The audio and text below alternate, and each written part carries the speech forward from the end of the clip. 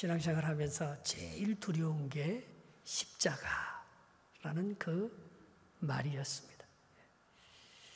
오늘 예수님께서 어떻게 되었던 빌라도에 의해서 십자가형이 확정되었습니다. 정말 그 십자가는 반역죄요, 죄인의 괴수로 그렇게 인정을 되어서 많은 사람들 앞에서 최고의 수치심인 벌거벗김을 당하여서 그리고 최고의 고통스러운 못을 박아서 피가 다 흘릴 때까지 그 고통을 짊어져야 되는, 정말 로마 시민에게는 이런 벌을 가하지 않고, 베드로는 로마 시민이 아니었기 때문에 로마에서 십자가형을 받았지만 바울은 로마 시민권자였기 때문에 십자가형을 받지 않았잖아요. 참 이 극형을 당하면서 얼마나 처절했을까요? 그래서 사람들은 다 십자가를 싫어합니다. 무섭습니다. 십자가가 우리에게 가져다 주는 것은 형벌이요 죄의 대가라는 그런 무서운 짐이 우리에게 있기 때문에 누구나 지기 싫어하는 것이 십자가일 것입니다. 사람들은 이제 끝났다. 예수님은 구원의 실패자다. 그가 세상을 구원한다는 말이 무엇이란 말인가? 그가 사랑하는 제자들도 그의 곁을 떠났고 모든 사람들도 실망해서 예수를 십자가에 못 박으라고 소리쳤고, 그는 힘있는 세상 로마 정권에 의해서 너무나 비참하고 힘없게 십자가에 그냥 못 박히는 처절한 실패와 죽음으로 그의 인생이 끝났던 것입니다. 그러나 정말 십자가가 그렇게 끝이 나는 실패작인가? 정말 십자가가 우리가 혐오스럽고 우리를 정말 두렵게 하는 죽음의 끝자락인가? 오늘 예수님을 십자가에 못 박은 그 자리는 골고다라고 하는 죽음의 언덕, 해골이라는 뜻이었습니다. 수많은 영혼들이 반역자로 죄인으로 죽어간 그 자리에서 예수님은 두 강도와 함께 못 박았다는 것은 당신은 죄인이라는 거예요. 당신도 그와 같은 무리의 하나에 불과하다는 그런 죄의 그 죄명을 덮으시고 예수님은 십자가에서 죽으셨던 것입니다. 그러나 이 십자가를 우리가 바라보면서 두 가지 사건을 한번 생각해 보는데, 첫 번째는요, 우리 누구에게나 져야 될 십자가가 있는데 그것은 내가 져야 된다는 거예요. 예수님께서 골고다 언덕을 올라가면서 아무도 그 십자가를 져줄 수가 없었습니다. 물론 지쳐서 구레네 시몬이 잠시 져주기는 했지만 예수님은 자기가 지고 진 십자가에 자기가 매달려서 죽었다는 것입니다. 어떤 가정을 살펴봐도, 어떤 삶을 살펴봐도 죄가 없는 사람이 없고 고통이 없는 사람이 없을 것입니다. 그것을 우리가 우리 스스로 다 짊어지고 가야 된다는 게 참 무거운 인생이죠. 요즘 세상에 돌아가는 걸 보면, 정말 이렇게 세상에서 살아야 되나? 빨리 예수님 왔으면 좋겠다. 참 너무 오래 사는 거 아닌가? 너무 그냥 풍요롭게 우리 주장만 하면서 사는 게 아닌가? 주님의 나라가 이 땅에 임해서 하나님께서 이 땅을 통치하시는 그런 온전한 세계로 정말 평화의 나라, 은혜의 나라, 하나님께서 주시는 위로와 영생의 나라를 맛보며 그렇게 그 나라가 좀 빨리 왔으면 좋겠다. 그런 생각을 하면서 그렇게 지금 되어지는 현상들을 바라보고 있습니다. 여러분은 어떻게 살아가십니까? 갈수록 우리가 져야 될 십자가가 너무 무겁다는 사실, 그리고 누구에게나 그런 고통과 죄와 아픔의 실패의 십자가가 있다는 사실, 그런 것들을 생각할 때 참 마음이 무겁고 안타까운 것이 오늘의 현실이 아닌가, 그런 생각을 해보는 것입니다. 그런데 또 하나의 소망이 있습니다. 두 번째 어떤 소망이? 그게 끝이 아니라는 거예요. 여러분, 예수님의 오늘 이 죽음의 십자가가 실패로 끝나고 모든 사람들에게 수치심을 드러내고 부끄럽게 예수님이 저주받는 그런 인생으로 끝마쳤으면 십자가는 욕된 십자가고 형벌의 십자가에 불과하지요. 그러나 오늘 예수님께서 십자가에 못 박힐 때 세 사람이 등장합니다. 오늘 그 사람들로 말미암아 예수 그리스도의 십자가가 어떻게 재해석되는지를 우리에게 말씀해 주고 있는 것입니다. 첫 번째 빌라도입니다. 오늘 본문 19절, 20절을 한번 읽어 보겠습니다. 시작. 빌라도가 패를 써서 십자가 위에 붙이니 나사렛 예수 유대인의 왕이라 기록되었더라. 예수께서 못 박히신 곳이 성에서 가까운 거로 많은 유대인이 이 패를 읽는데 히브리와 로마와 헬라말로 기록되었더라. 아멘. 빌라도는 모든 걸 두려워서 사람들에게 끌려다니면서 십자가를 지게 하는 것도 유대인들에게 내주면서 소신 없이 로마의 법에 정당하게 적용시키지 않고 예수님을 십자가에 못 박은 정말 악인 중의 악인입니다. 그런데 예수님을 십자가에 못 박일 때 그가 쓴 죄패가 소신껏 붙였다는 것입니다. 많은 사람들이 왜 예수님을 죽인 죄에 죄패를 붙이는데 나사렛 예수 유대인의 왕인이라고 말입니다. 그렇게 붙이죠. 그 항의를 막 합니다. 어떻게 저 사람이 우리의 유대인의 왕이냐고, 어떻게 저 사람이 우리의 유대인의 왕이라고 우리의 많은 사람들을 위해서 죽느냐고, 자칭 유대인의 왕이라 써라. 이때 처음으로 빌라도는 소신껏 말합니다. 내가 쓸 것을 썼다. 나는 정당하게 썼다. 내가 생각하기에 그분은 유대인의 왕이다. 그래서 그의 제목은 유대인의 왕이라는 것을 그게 밝히 기록된 것을 볼 수가 있습니다. 여러분, 우리는 하나님께서 내 마음에 들려오는 양심의 소리, 특별히 하나님의 음성, 그것을 듣고 행동하기보다는 사람들의 눈치와 내 두려움에서, 내 손해보지 않는 그런 마음에서 그런 것들을 하지 않습니까? 그런데 어떻게 이 마지막 예수님을 죽이는 그 십자가의 현장에서는 빌라도가 제정신을 차리고 나사렛 예수 유대인의 왕이라는 것을 썼어요. 그것도 유대말로만 쓴 게 아니에요. 히브리말로만 쓴 게 아니에요. 세계어인 로마말과 헬라어 세 줄로 로마말과 헬라말과 히브리말로 예수 그리스도는 모든 민족과 열방 가운데서 왕이라는 것을 밝히 그 제목을 그렇게 써서 마지막 죽음을 죽게 했다는 것입니다.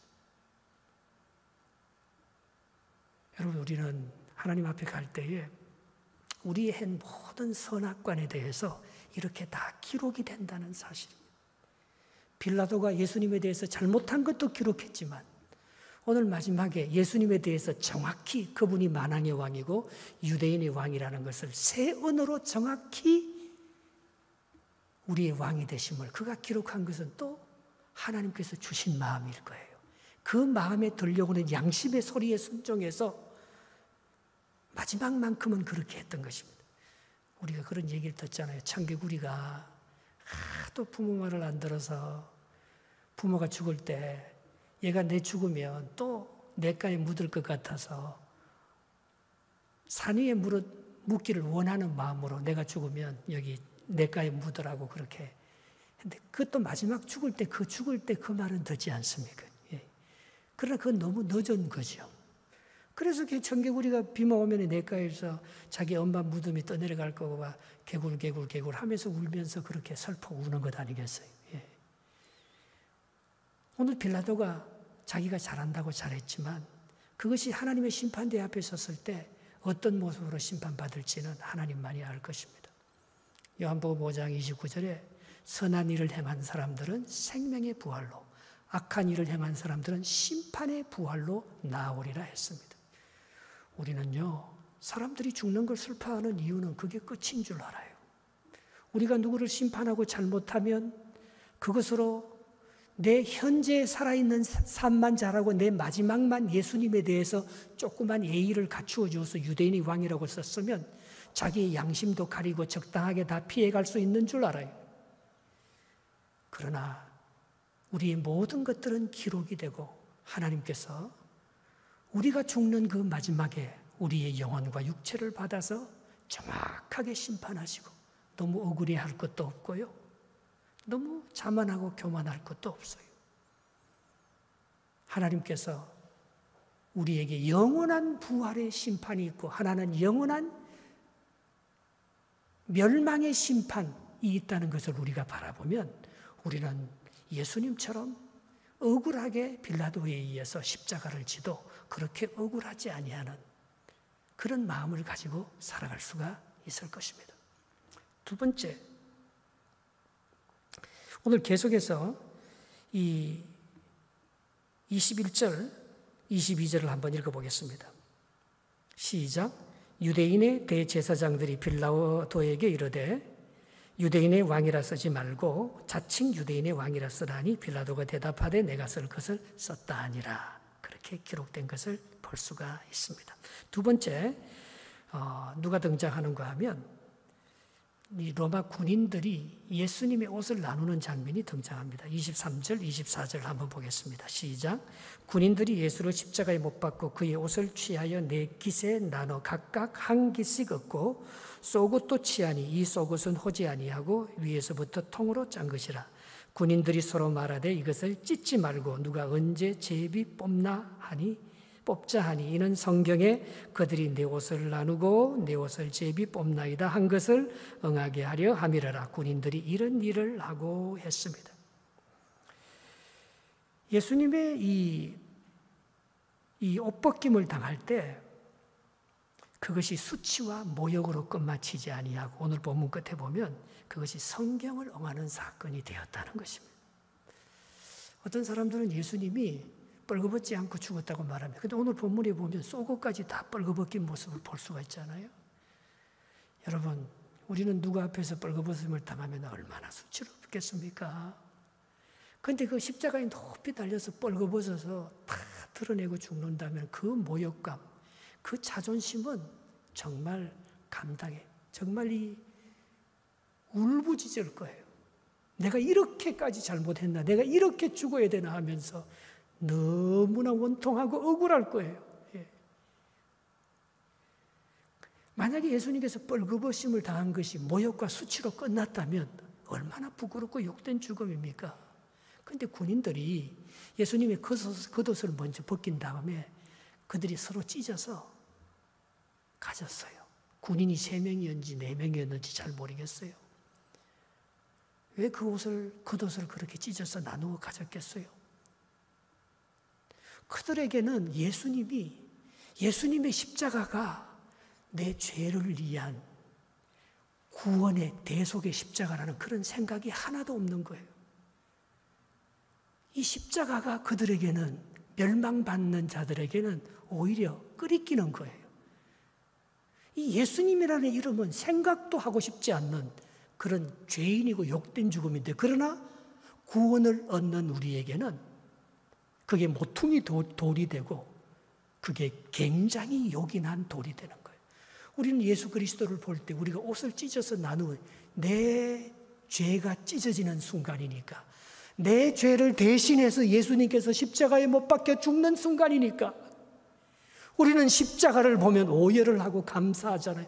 내 부끄러움을 다 대신 예수님께서 벗겨지는 시간이니까 내 가려웠던 내가 숨겨놓은 모든 죄가 예수 그리스도가 대신 짊어지고 다 죽는 그 순간이니까 우리는 예수님의 그 모욕스럽고 수치스러운 것을 보면서 나의 죄가 드러나고 나의 수치가 드러나서 너무나 고맙고 감사해서 그 십자가가 나의 자랑이요 나의 영광이요 나의 모든 것이 되는 생명의 구원의 십자가가 되는데 오늘 이 군인들에게는 하나의 조롱거리고 모욕거리에 불과했다는 것입니다.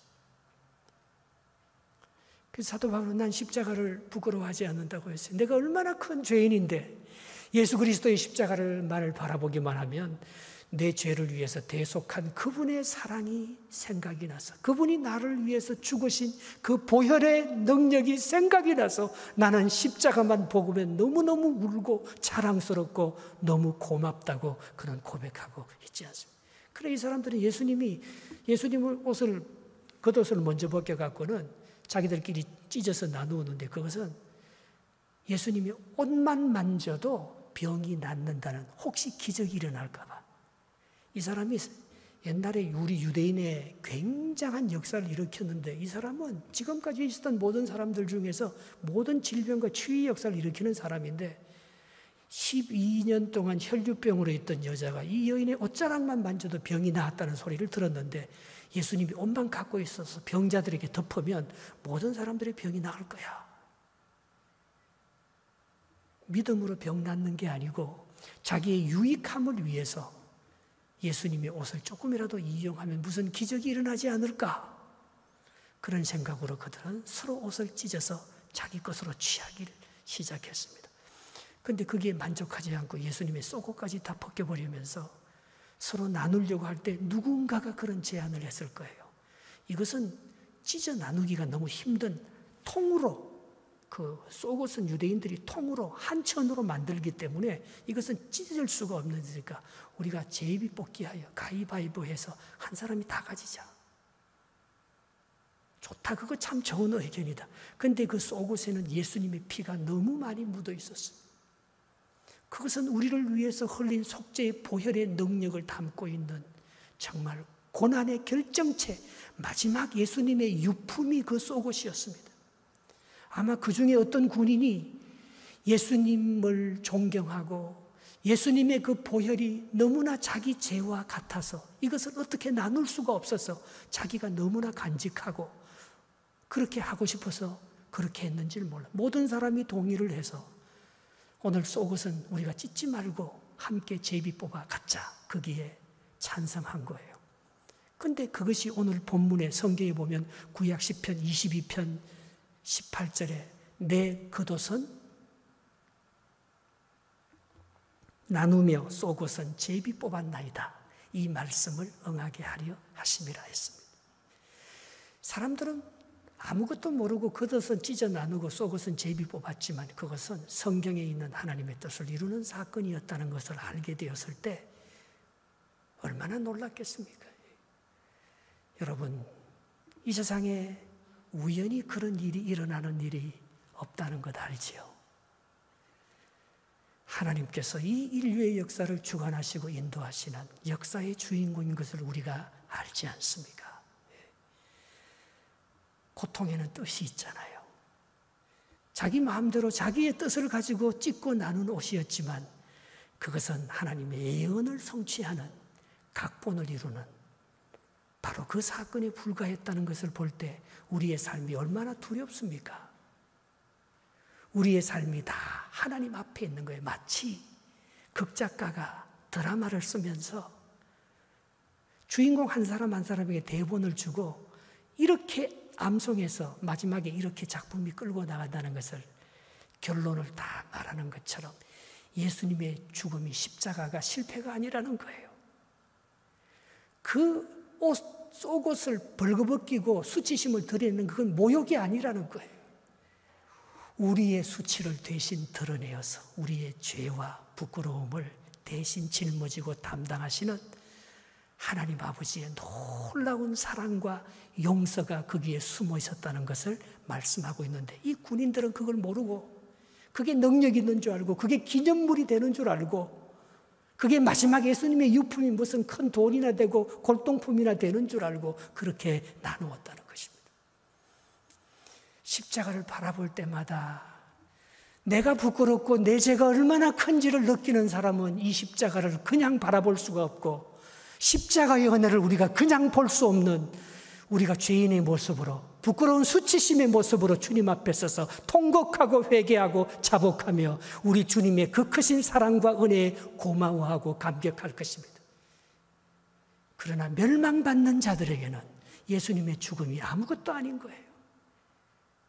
그냥 젊은 청년이 부끄럽고 그냥 무슨 죄가 많아서 저렇게 힘이 없고 능력이 없어서 로마 정치적인 희생물이 되고 대제사장의 희생물이 되었다. 그냥 그 정도밖에 그들이 느끼지 못하고 있다는 사실입니다. 우리가 생각하는 것보다 훨씬 더 구원의 섭리와 비밀, 하나님의 역사적인 섭리와 경륜을 이루는 이 사건이 현장에서 못을 받는 빌라도나 오늘 이 군인들에게 있어서는 하나도 구원의 능력이나 속죄 보혈의 능력이나 약속을 성취하는 메시아의 예언의 성취가 아니고 하나의 쓸모없는 죄인이 처절한 형벌을 받아 죽는 인간적인 사건으로밖에 보이지 않았다는 것이요. 그러나 마지막에 이 사건이 내 죄를 위한 구속의 사건이요, 내 부끄러움을 대신 씻어지는 수치심을 가려주는 하나님의 은총을 덮어주는 은혜의 그런 복음의 사건으로 받아들이는 한 무리가 있었으니 그게 마지막 절 25절, 26절, 27절에 나오고 있습니다. 같이 한번 읽어보겠습니다. 시작. 예수의 십자가 곁에는 그 어머니와 이모와 글로바야 아내 마리아와 막달라 마리아가 섰는지라. 예수께서 자기 어머니와 사랑하시는 제자가 곁에 서 있는 것을 보시고 자기 어머니에게 말씀하시되 여자여 보소서 아들이니이다 하시고 또 그 제자에게 이르시되 보라 내 어머니라 하신대 그때부터 그 제자가 자기 집에 모시니라 했습니다. 여러분, 사람이 죽을 때 모습이 진짜 자기 모습입니다. 우리가 이 세상에서 건강하고 평안하고 잘 나갈 때 아무리 믿음이 좋다고 해도 죽을 때 모습이 하나님의 자녀된 모습을 회복하지 못하면 그것은 어쩌면 진짜가 아닐 것입니다. 그 사람이 정말 믿음이 있느냐, 그 사람의 진짜 영생과 구원이 있느냐, 그건 죽을 때 보면 하는 거예요. 그래서 임종이 너무나 중요합니다. 그렇게 잘 믿던 사람도 죽을 때 두려워서 안 죽으려고 천국의 소망을 바라보지 못하고 정말 두려워하면서 그렇게 억울해하면서 못 죽는 사람들도 보잖아요. 우리에게 진짜 믿음이 있느냐 없는가는 죽을 때 봐야 하는 거예요. 우리가 정말 믿음이 있느냐, 그리스도께 속한 사람이고 그리스도의 제자냐, 그것은 어려움을 당하고 고난을 당할 때 그 사람이 어려움과 고난을 어떻게 헤쳐나가느냐, 그것을 보면 그 사람이 진짜인지가 가짜인지 우리가 알 수 있지 않겠습니까? 네덜란드 조직신학자 바벤크는 말입니다. 이런 말을 했습니다. 죽음의 순간에 위로를 주지 못하는 신학은 소용이 없다. 여러분, 신학이 논쟁에 그치고 자기들의 주장과 자기들의 설득에 그친다면 그 신학이 무슨 위대한 신학이 될 수 있겠습니까?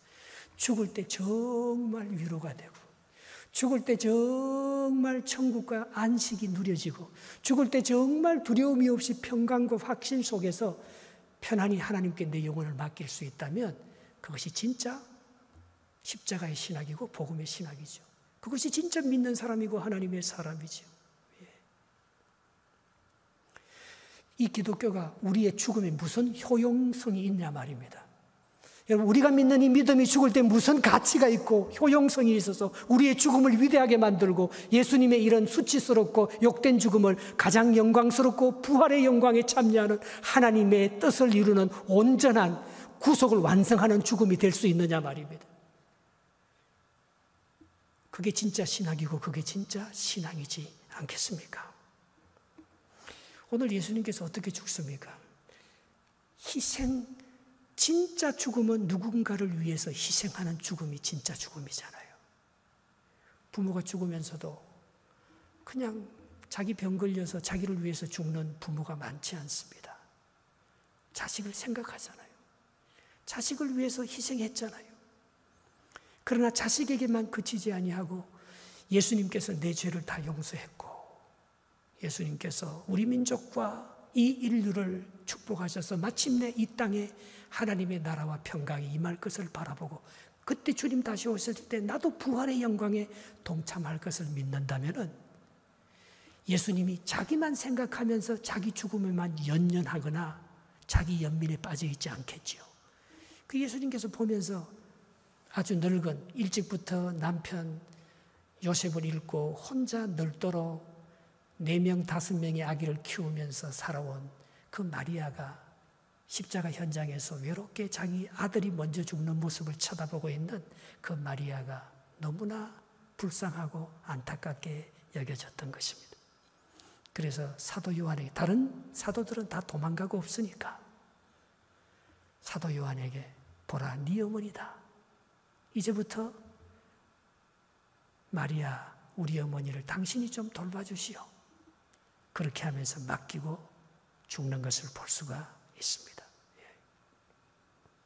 사랑하는 동시대 성도 여러분, 여러분에게 십자가는 어떤 효용이 있습니까? 여러분은 십자가를 볼 때 어떤 마음이 있습니까?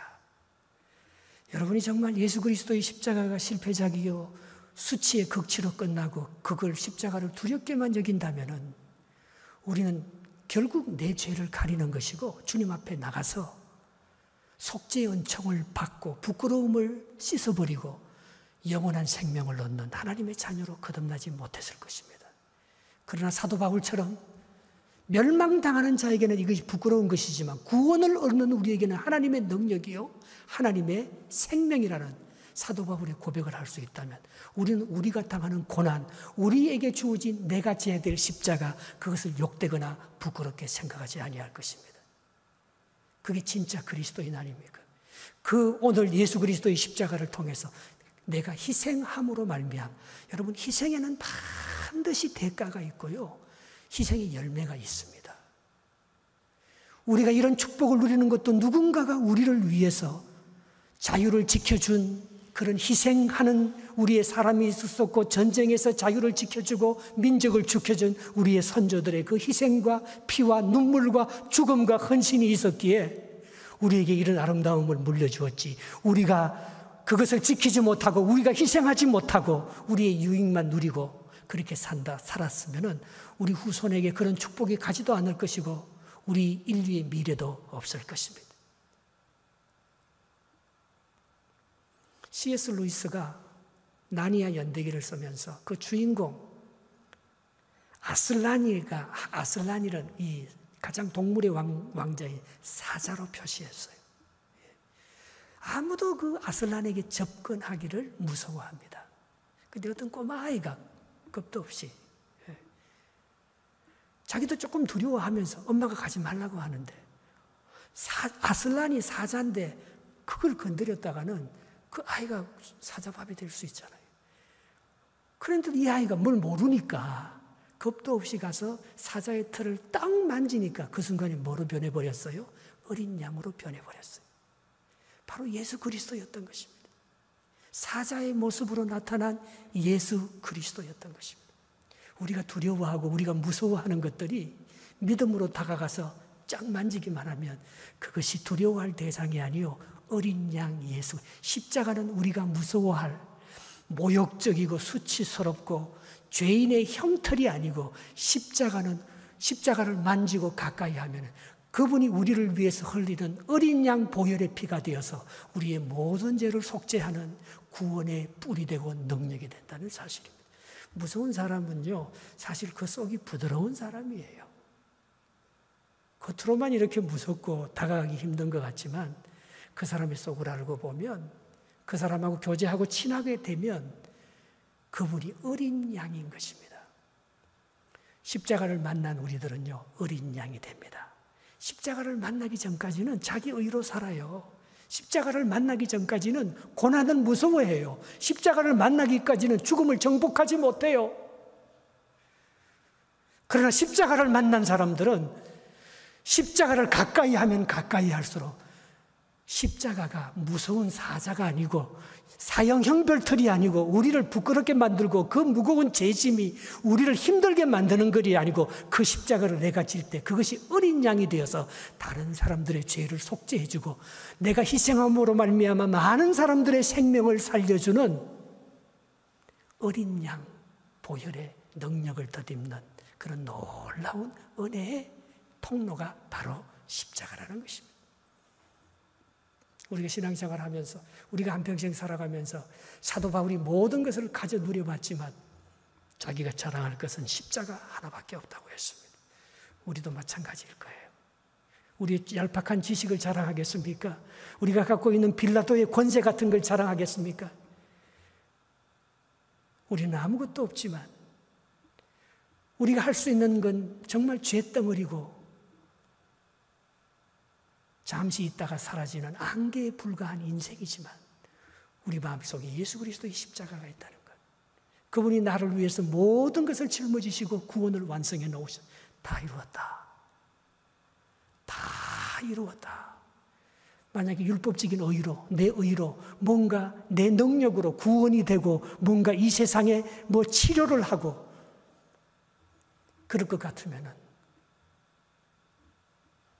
우리는 정말 우리 힘으로 다 해야 되는 십자가를 무욕해 하는 자가 되는 거죠. 그 사람은 예수 그리스도와 관계가 없는 사람이죠. 우리는 연약한 줄 알고, 우리는 죄인인 줄 알고, 우리는 십자가 앞에 담대히 나아가서 부족한 우리의 죄를 위해서 대신 십자가를 져주신 그분의 희생과 그분의 부끄러움과 그분의 형벌을 너무너무 고마워하면서 오직 그분의 은혜로만 우리가 살아가고 구원받는 줄 알고 그분 앞에 머리를 숙이면 우리도 어린 양, 하나님의 자녀된 권세를 덧입어서 이 세상을 능히 치료하고 많은 사람을 살려내고 도와주는 십자가의 능력을 덧입는 바울과 같은 위대한 사도로, 위대한 제자로 쓰임받게 될 줄 믿습니다.